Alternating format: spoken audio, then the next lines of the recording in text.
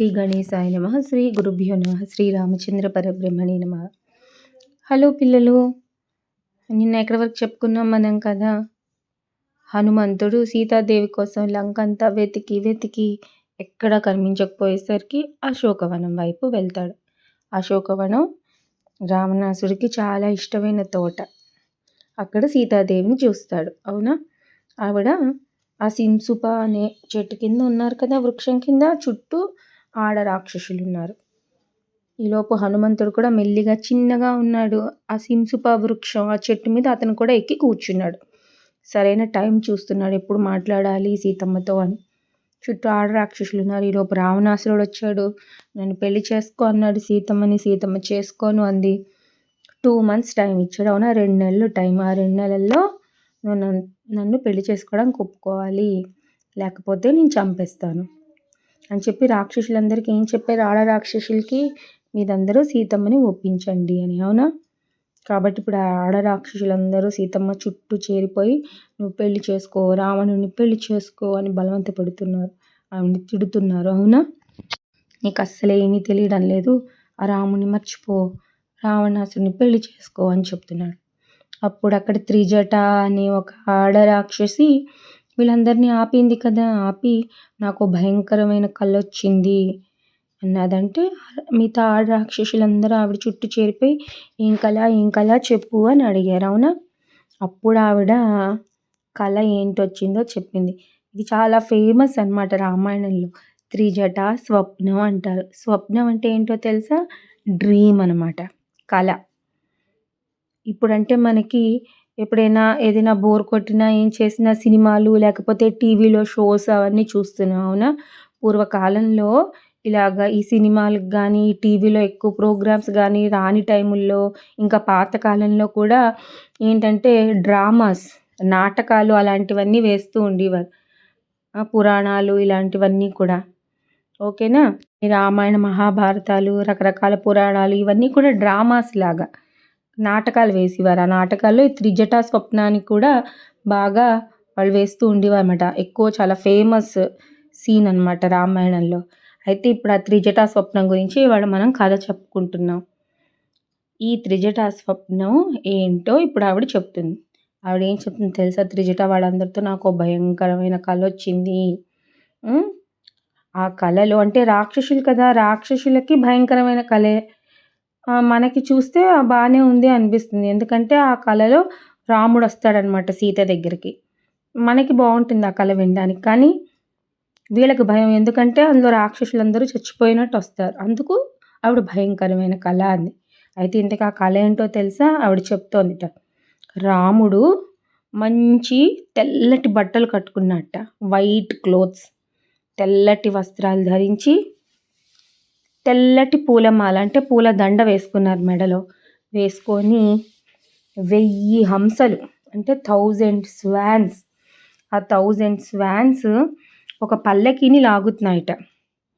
ఆ పల్లకీలో ఈయనతో పాటు లక్ష్మణుడు ఇద్దరు ఎక్కి ఆకాశం మార్గంలో వస్తున్నట, ఆకాశంలోంచి వస్తున్నారట. ఈ సీతమ్మ కూడా తెల్లటి బట్టలు కట్టుకొని ఒక తెల్లటి పర్వతం మీద నిల్చుందిట, కొండ మీద. ఆ తెల్లటి పర్వతం మీద నిల్చుందిట, చుట్టూ సముద్రమే ఉందిట. అలాంటి చోట నిల్చుంటే ఏమైందిట, రాముడు లక్ష్మణుడు ఆ పల్లకీలోంచి దిగి ఇప్పుడు ఒక పెద్ద ఏనుగట. ఆ ఏనుగుకి 4 కోరలు అంటే 4 దంతాలు, టస్క్స్ ఉంటాయి కదా ఏనుగుకి. సాధారణంగా మనం 2 దంతాలు చూస్తాం ఇప్పుడు ఏనుగుల్ని. అవునా, ఏనుగులకి. కానీ ఆ ఏనుగుకి 4 దంతాలు ఉన్నాయట. ఆ ఏనుగు మీద ఎక్కారట రాముడు లక్ష్మణుడు.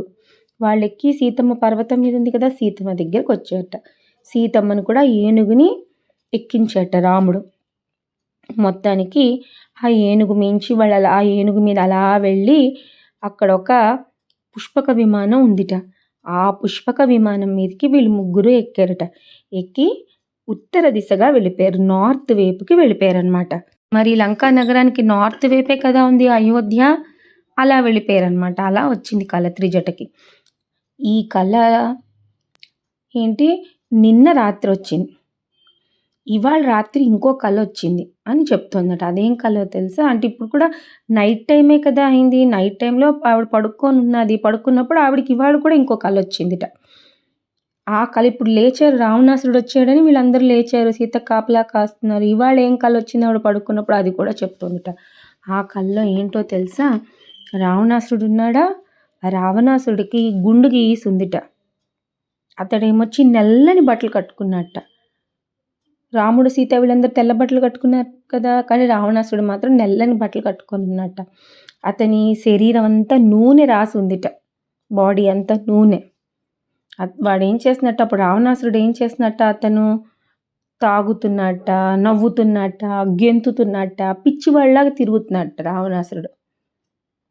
తర్వాత అతను ఏం చేశాడో తెలుసా? ఒక రథం ఎక్కాట. చారియట్. ఆ రథాన్ని ఏం లాగుతున్నాయో తెలుసా? సాధారణంగా చారియట్‌ని, రథాన్ని గుర్రాలు లాగుతాయి కదా! కానీ ఈ రథాన్ని మాత్రం గాడిదలు లాగుతున్నాయట. ఆ రథాన్ని ఎక్కి ఇతనేమొచ్చి సౌత్ వైపుకి వెళ్తున్నట్ట. తలేమొచ్చి ఇలా దించుకొని ఉన్నట్ట తప్పు చేసిన వాళ్ళలాగా. అలా సౌత్ వైపు వెళ్తున్నాడు కదా దక్షిణానికి. అక్కడ రావణాసురుడు తమ్ముడు కుంభకర్ణుడు, రావణాసురుడు కొడుకులు వాళ్ళందరూ అక్కడున్నారట. వాళ్ళందరూ కూడా నల్లని బట్టలు కట్టుకొని, నూనె రాసుకొని ఉన్నారట. ఇప్పుడేమైందిట, ఆ రథాన్ని దిగి రావణాసురుడు ఒక పందినెక్కాడట. అతని కొడుకు ఇంద్రజిత్ ఉన్నాడు కదా, ఆ ఇంద్రజిత్ ఏం చేశాడట, మొసలెక్కాడట. తమ్ముడు కుంభకర్ణుడు ఒంటెనెక్కాడట. వీళ్ళందరూ కలిపి ఇలాగ ఇంకా అక్కడి నుంచి మళ్ళీ సౌత్ వైపుకి వెళ్తున్నారట. రావణాసుడికి ఇంకో తమ్ముడు కూడా ఉన్నాడు కదా, విభీషణుడని. ఆ విభీషణుడు చాలా మంచివాడనమాట. కాబట్టి విభీషణుడు అతను మాత్రం మళ్ళీ వైట్ బట్టలే కట్టుకున్నట్ట. తెల్లటి వస్త్రాలు కట్టుకొని అతడేం తెలుసా, మంచి తెల్లటి మాలలు వేసుకున్నట్ట మెడలో రాముళ్లాగే. తర్వాత ఒక తెల్లటి గొడుగు, ఛత్రం అంటారు యాక్చువల్గా. రాజులు పూర్వకాలంలో నడుచుకొని వెళ్తున్నప్పుడు వెనకాతల మనుషులు ఒక ఛత్రం లాంటిది, అంటే పెద్ద గొడుగు లాంటిది పట్టుకుంటారనమాట. అలాంటి ఛత్రం ఎవరో పట్టుకున్నారనమాట వెనకాతల. ఆ ఛత్రం కింద అతను ఉన్నాడు. మంచిగా మంగళ వాయిద్యాలు మోగుతున్నాయి. మంగళ వాయిద్యాలు అంటే ఏంటో తెలుసా మీకు? పెళ్లిలో వాయిస్తారు కదా, సన్నాయి మేళాలు, పీపీ డుమ్ డుమ్ అని చక్కగా ఏమైనా పెళ్లి జరిగినా అలాంటప్పుడు అలాంటి మంగళ వాయిద్యాలు మోగుతూ ఉంటే చక్కగా మంచిగా అందరూ వచ్చి డ్యాన్స్ చేస్తున్నారట. అలాంటి టైంలో విభీషణుడు ఏం చేశాడో తెలుసా? అతను కూడా ఒక ఏనుగుని ఎక్కాడట. ఈ ఏనుగుకి కూడా 4 దంతాలు ఉన్నాయట. అతని చుట్టూ బోల్డ్ మంత్రులు ఉన్నారట. వీళ్ళందరూ కలిసి వీళ్ళు కూడా ఆకాశ మార్గంలో వెళ్ళిపోయారట. ఇంకా మరి లంకానగరం ఏమైందో తెలుసా? మొత్తం ఈ లంకానగరం అంతా ముక్కలైపోయిందిట. ఆ సముద్రంలో అలా మునిగిపోతోందిట అది. ఇంకా నా కల ఏంటొచ్చిందో తెలుసా? ఆ కలలో ఒక వానరం ఈ లంకని మొత్తాన్ని కాల్చేస్తున్నది. ఆ వానరం ఎవరో కాదు, రాముడి దూత. రాముడి దగ్గర నుంచి వచ్చింది. ఇది నాకు వచ్చిన కళ. కాబట్టి ఈ కళ బట్టి చూస్తే ఏమవుతున్నది, రావణాసురుడు కొడుకులు, చెడ్డగా ఉన్న తమ్ముళ్ళు వీళ్ళందరూ చచ్చిపోతున్నారు. లంకంతా మునిగిపోతున్నది. మంచివాడైన విభీషణుడు అతనొక్కడే మిగిలాడు.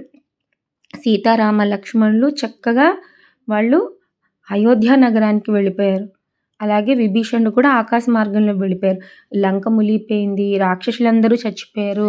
కాబట్టి ఇది నాకు వచ్చిన కళ. కాబట్టి ఇప్పటికైనా మీరు జాగ్రత్తగా ఉండండి. సీతమ్మ ఎవరనుకున్నారు? ఆవిడని మీరు ఇలా బాధ పెడితే రాముడు ఊరుకుంటున్నాడు అనుకుంటున్నారా మీరు? మీ అందరి పని పడతారు, జాగ్రత్త. కాబట్టి సీతమ్మని మీరందరూ క్షమాపణ కోరండి, సారీ చెప్పండి సీతమ్మకి. ఆమెను మర్యాదగా చూడండి, ఆవిడతో ఫ్రెండ్లీగా ఉండండి, స్నేహంగా ఉండండి అని చెప్పిందంట. ఇదిగో సీతమ్మకి త్వరలోనే మంచి టైం రాబోతోంది, శుభగడియలు వస్తాయి. రావణాసురుడు మాత్రం ఖచ్చితంగా నాశనం అయిపోతాడు, రాముడే గెలుస్తాడు, ఆ విషయం మీరు గుర్తుంచుకోండి అని చెప్పిందిట. అప్పుడు అవన్నీ కూడా వెళ్ళి సీతమ్మకి సారీ చెప్పేయట. ఈ త్రిజట మంచి రాక్షసి అన్నమాట. ఆవిడ సీతమ్మ బాధపడుతున్నా ఆవిడ ఎప్పుడు కూడా సీతమ్మను ఓదారుస్తూ ఉండేది. సరేనా? వాల్మీకి రామాయణంలో త్రిజట గురించి ఇంతకన్నా ఏం రాయలేదు, కానీ తర్వాత ఇంకా బోల్డని రామాయణాలు వచ్చాయని చెప్పాం కదా. కొన్నిట్లో ఏం రాశారంటే ఈ త్రిజట విభీషణుడి కూతురు. విభీషణుడు అంటే మంచి తమ్ముడు ఉన్నాడని చెప్పాను కదా రావణాసురుడికి 2 తమ్ముళ్ళు. రావణాసురుడు తర్వాత కుంభకర్ణుడు, కుంభకర్ణుడు తర్వాత విభీషణుడు. ఈ విభీషణుడు కూతురు త్రిజట అని తర్వాత వచ్చిన రామాయణాల్లో ఉన్నదన్నమాట. మొత్తానికి ఇది త్రిజట స్వప్నం. ఇదంతా హనుమంతుడు కూడా విన్నట్ట చెట్టు మీద కూర్చొని. సీతమ్మదేవి బాధపడ్డం చూశాడు. రావణాసురుడు వచ్చి సీతమ్మకి వార్నింగ్ ఇచ్చాడు కదా, 2 నెలలు టైం ఇచ్చాడు కదా, అది కూడా విన్నాడు. ఇప్పుడు త్రిజట స్వప్నం కూడా విన్నాడు. విని అనుకున్నట్ట, నేను సీతమ్మని చూశాను, ఇప్పుడు తిరిగి వెళ్ళి రాముడితో చెప్పాలి. కానీ నేను వెళ్ళే ముందు ఒకసారి సీతమ్మ దగ్గరికి వెళ్ళి ఆవిడని బాధపడద్దని, ఆవిడని ఓదార్చాలి, నేను ఊరుకోపెట్టాలి. ఇలాగ రాముడు లక్ష్మణుడు ఇలాగా సుగ్రీవుడితో ఫ్రెండ్షిప్ చేశారని, ఇలాగ బోల్డ్ మంది వానరాలు అందరితో కలిపి లంకకు వస్తారని, రావణాసురుడిని చంపి మిమ్మల్ని మళ్ళీ తీసుకెళ్ళిపోతారని, ఈ విషయాలన్నీ నేను సీతమ్మకి చెప్పాలి. ఆవిడ బాధని నేను తీర్చాలి. నేను మళ్ళీ వెళ్ళి వచ్చేలోపు ఆవిడ ఇంకా ఎంత బాధపడుతుందో, ఆవిడ ఏం చేసుకుంటుందో, ఏమైపోతుందో, కాబట్టి నేను ఆవిడతో ఎలాగైనా ఆవిడని కలిసి మాట్లాడాలి, రాముడిచ్చిన ఉంగరాన్ని చూపించాలి అని అనుకున్నట్ట. కానీ ఇప్పుడు మరి చుట్టూ ఆడరాక్షసులు ఉన్నారు. ఇప్పుడు కాదు, ఇంకా కొంచెం సేపు నేను ఇక్కడే ఈ చెట్టు మీద కూర్చొని ఉంటాను, వాళ్ళందరూ పడుకున్నాక అప్పుడు మాట్లాడతాను అనుకున్నట్ట. అలా అక్కడే కొంతసేపు అలాగ వెయిట్ చేసేట, అలాగే ఉన్నట్టు చెట్టు మీద హనుమంతుడు. కొంతసేపటికి ఆడరాక్షసులన్నీ పడుకున్నాయి కదా. ఆ బయట ఎలాగో బయట చుట్టూ ఏవో రాక్షసులు ఉన్నాయి, అవి కాపలా కాసుకుంటున్నాయి. మిగతా ఇవన్నీ పడుకున్నాయి, సీతమ్మదేవి చుట్టూ ఉన్నవన్నీను. అయితే ఇప్పుడు హనుమంతుడు అనుకున్నట్టు, ఇప్పుడు నేను డైరెక్ట్గా సీతమ్మ ముందుకు వెళ్ళిపోయానంటే ఎప్పుడు నన్ను చూడలేదు కదా, ఆవిడ భయపడుతుంది. ఒకవేళ రావణాసురుడే ఇలా వచ్చాడేమో అనుకుంటుంది. ఎందుకంటే రావణాసురుడు ఏ రూపం కావాలంటే ఆ రూపం, రాక్షసులు మారిపోగలరు కదా. కాబట్టి నన్ను చూసి ఒకవేళ రావణాసురుడు అనుకొని ఆవిడ గట్టిగా అరిచిందంటే రాక్షసులన్నీ లేచిపోతాయి. మరి ఎలాగా సీతమ్మను భయపెట్టకుండా ఆవిడతో మాట్లాడడం అని ఆలోచించట. అప్పుడు అతనికి ఐడియా వచ్చిందిట. ఏమని ఐడియా వచ్చింది?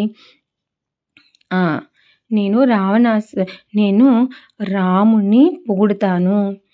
రాముణ్ణి పొగుడుతూ నేనేమైనా మంచిగా మాట్లాడితే సీతమ్మకి తెలుస్తుంది, నేను రాముడు వైపు నుంచి వచ్చాను, ఇదే కరెక్ట్ అని అనుకున్నట. చూసారా, అని చక్కగా ఆలోచించాడనమాట. అంటే హనుమంతుడికి అందుకే మంచి సమయస్ఫూర్తి, అంటే ఏ టైంలో ఏం చెయ్యాలి అనే విషయం ఆయనకి తెలుసు అనమాట. కాబట్టి ఇప్పుడు ఆ చెట్టు మీద కూర్చొని ఆయన మెల్లిగా రాముడిని పొగుడుతున్నట్ట. సీతమ్మ వైపు ఆవిడని చూస్తూ ఆవిడకి వినిపించేలాగా. ఎక్కడి నుంచి తెలుసా, అన్నీ మొదటి నుంచి చెప్తున్నట్ట. ఒక గొప్ప రాజున్నాడు దశరథుడని, ఇక్ష్వాకు వంశంలో అతను ఇలాగా అతనికి 4 కొడుకులున్నారు. వాళ్ళలో పెద్దవాడు రాముడు, ఎంతో మంచివాడు, ఎంతో గొప్ప విలుకాడు, మంచి ధర్మమూర్తి, అవన్నీ చెప్తున్నట్ట. తండ్రి మాట కోసం అడవులకు వచ్చేసాడు. అతనితో పాటు సీతమ్మ లక్ష్మణుడు వచ్చారు. తర్వాత ఒకరోజు రావణాసురుడు సీతమ్మని ఎత్తుకొని వచ్చేసాడు. అప్పుడు రాముడు లక్ష్మణుడు వాళ్ళు అలా సీతమ్మ కోసం వెతుకుతూ వస్తున్నప్పుడు సుగ్రీవుడితో స్నేహం చేశారు. వాలిని చంపారు. సుగ్రీవుణ్ణి రాజుగా చేశారు, వానర రాజుగా. ఇప్పుడు ఆ సుగ్రీవుడు అందరినీ, బోల్డు వానరాలు ఉన్నాయి, అందరినీ సీతమ్మని వెతకడం కోసం పంపించారు. నేను రామదూత హనుమను, నేను 100 యోజనాల సముద్రాన్ని దాటి ఇక్కడికి వచ్చాను, సీతమ్మని చూశాను అని ఇవన్నీ చెప్తూ ఉంటే ఇవన్నీ సీతమ్మ విందిట. ఇవన్నీ కూడా చెప్తున్నట్టు ఏంటి, ఇలా జటాయు కూడా చనిపోయాడు సీతమ్మని కాపాడడం కోసం. ఇలా మేము సముద్రం దగ్గర ఉంటే జటాయు వాళ్ళ అన్న సంపాతి చెప్పారు, ఇలాగ సముద్రం 100 యోజనాలు దాటితే లంకలో సీతమ్మ ఉంటుందని. నేను అలాగే 100 యోజనాలు దాటి వస్తే ఇక్కడ సీతమ్మ కోసం అన్ని చోట్ల వెతికాను, ఎక్కడా దొరకలేదు. ఈ అశోకవనంలో ఈ సింసుపా వృక్షం కింద సీతమ్మ నాకు కనిపించింది అని. ఆవిడ మాటలన్నీ విని ఆశ్చర్యంగా చూసిందిట హనుమంతుడిని. అప్పుడు అందరూ పడుకున్నారు కదా, హనుమంతుడు మెల్లిగా దిగాట. బాలభానుడిలా అనిపించిందంట హనుమంతుడి మొహం. బాలభానుడు అంటే ఎర్లీ మార్నింగ్ సన్ ఎలా ఉంటుంది అలాగా ప్రశాంతంగా ప్రసన్నంగా. అయినా సరే ఆవిడకు ఒక్కసారి అయోమయంగా అనిపించిందిట, కన్ఫ్యూజన్గా. ఇదంతా కల కాదు కదా, ఏంటిది అనుకుందిట. మళ్ళీ ఆవిడే అనుకుందిట, నేనెప్పుడూ రాముడి గురించే ఆలోచిస్తున్నాను కదా! అందుకే నాకిలాగా నేను భ్రమపడుతున్నానేమో, నాకు ఉట్టుట్టినే అలా అనిపిస్తున్నాదేమో అని. కానీ చూస్తే మరి ఎదురుగుండా నిజంగానే ఉన్నాడు కదా హనుమ. మళ్ళీ ఆవిడకి భయమేసిందట, ఒకవేళ రావణాసురుడేమో అని. అందుకని ఆవిడ కొంచెం భయంగా చూస్తున్నదట. అప్పుడు హనుమ అన్నట్ట, అమ్మా భయపడకమ్మా, నేను నిజంగా రాముడి దూతనే, నేను రావణాసురుడిని కాదు అని చెప్పిందిట. అప్పుడు ఆవిడ అందిట, సరే అయితే మరి రాముణ్ణి నువ్వెలా కలిసావు? అసలు మనుషులైన రామలక్ష్మణులకి మీ వానరాలకి ఎలాగా ఫ్రెండ్షిప్ కుదిరింది?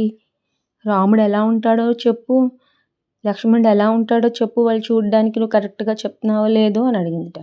అప్పుడు హనుమ రాముణ్ణి వర్ణించట, ఎంత అందంగా ఉంటాడు రాముడు, నీలమేఘ శ్యాముడు, మంచి కళ్ళుంటాయి, ఎంతో అందంగా ఉంటాడు, మంచి ధర్మమూర్తి అని అలాగా రాముణ్ణి అతను వర్ణించట. విశాలమైన భుజాలు ఉంటాయి, మంచి బలమైన బాహువులు ఉంటాయి, అలాగా వర్ణించట. రాముడి గుణాలని కూడా వర్ణించట, అతను ఎంత మంచివాడు, ఎంత ధర్మమూర్తి అని. అలాగే లక్ష్మణుడు కూడా ఎలా ఉంటాడో వర్ణించట. ఇలా ఎలాగ వాళ్ళకి ఫ్రెండ్షిప్ అయింది అవన్నీ కూడా చెప్పాట. అవన్నీ చెప్పిన తర్వాత రాముడిచ్చాడు కదా సీతమ్మకి ఇవ్వమని ఉంగరాన్ని, ఆ ఉంగరాన్ని కూడా ఇచ్చాట సీతమ్మకి, ఇది రాముడిచ్చినది అని.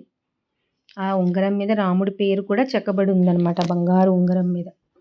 కాబట్టి అమ్మ భయపడకండి, నేను రామదూతని అని చెప్పాడట హనుమంతుడు.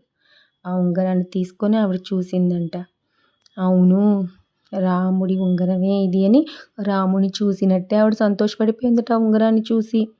హనుమంతుడిని ఎంతో మెచ్చుకుందట. హనుమ, నువ్వు ఒక్కడివే ఇంత దూరం వచ్చావంటే నువ్వెంత గొప్పవాడివో, ఎంత వీరుడివో, ఎంత తెలివైన వాడివో, ఇంత జాగ్రత్తగా నన్ను కలిసావంటే అవన్నీ తెలుస్తోంది. 100 యోజనాలు దాటి వచ్చావంటే నువ్వు సాధారణమైన వానరుడివి కాదు, నీకు రావణాసురుడు అంటే అసలు భయం కానీ బెరుకు కానీ లేవు, నిజంగా నువ్వు రామదూతవే, నువ్వు ఎంత గొప్పవాడివో తెలుస్తోంది అని ఆవిడ అందిట. ఇంకా తర్వాత ఏం జరిగింది అన్నది రేపటి కథలో మనం తెలుసుకుందాం. హనుమంతుడు ఏం చేశాడు, చాలా ఇంట్రెస్టింగ్గా ఉంటుంది రేపటి కథ అయితే మాత్రం. తప్పకుండా వినండి, ఓకేనా? ఇప్పుడు మరి క్వశ్చన్ అండ్ ఆన్సర్ సెషన్కి వచ్చేద్దాం. నేను మిమ్మల్ని 3 క్వశ్చన్స్ అడిగాను కదా, వాటి ఆన్సర్స్. లంకకి కాపలా ఉన్న రాక్షసి ఎవరు? ఆన్సర్ లంకిని. లంకాపట్నం చూడడానికి దేవతల నగరంలా ఉందన్నాను కదా, ఆ నగరం పేరేంటి? అమరావతి. రావణాసురుడి భార్య పేరు మండోదరి. మరి ఇవాళ క్వశ్చన్స్. ఈ కథలో ఎవరి స్వప్నం గురించి మనం చెప్పుకున్నాం? ఒక కళ చెప్పుకున్నాం కదా, ఎవరి స్వప్నం అది? సెకండ్ క్వశ్చన్, సీతమ్మ ఏ చెట్టు కింద ఉంది ఆ అశోకవనంలో? థర్డ్ క్వశ్చన్, హనుమ సీతమ్మకు రాముడి గుర్తుగా ఏమిచ్చాడు? రాముడు ఒకటి ఇచ్చాడు కదా సీతమ్మకి ఇవ్వమని, అదేంటి? వీటి ఆన్సర్స్ నా కామెంట్ సెక్షన్లో పెట్టండి. రేపటి కథతో మళ్ళీ కలుద్దాం, ఓకేనా పిల్లలు? బాయ్.